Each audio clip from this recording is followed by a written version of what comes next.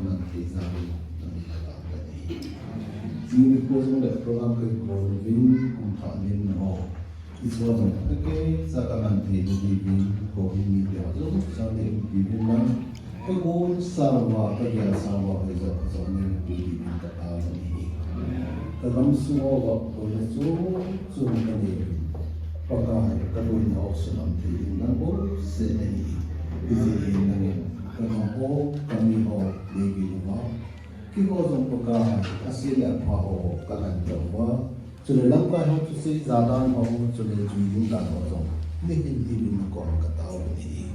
nami Israel te jong amato no ma chon pa no abuzi isi pa le pagka amako ba yung si asal su ni kanam din mo ka ba de se ta pang din mo ka ni lang kai ki zan sa umlo lang kai ku sa umlo tam takatu isi pale ke wa jong ta asal ka ni isi tu ni hin pakai kalung tim se lang tu se hitia chu khodunga din thil pa pen lampi ho lam kai ang gel ho jong ka zui thi ni din jong ti ti chu ni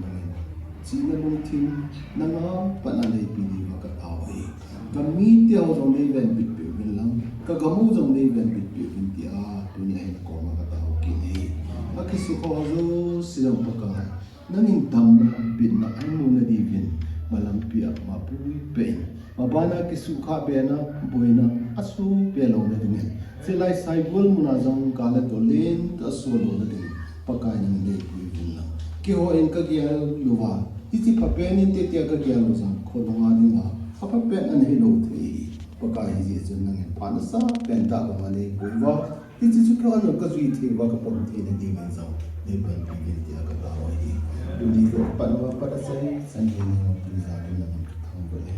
ka wa ki ho ne nai ka mu anong dei pa ka pa zo se wa na na sang ding paka hi su ka ta wa hi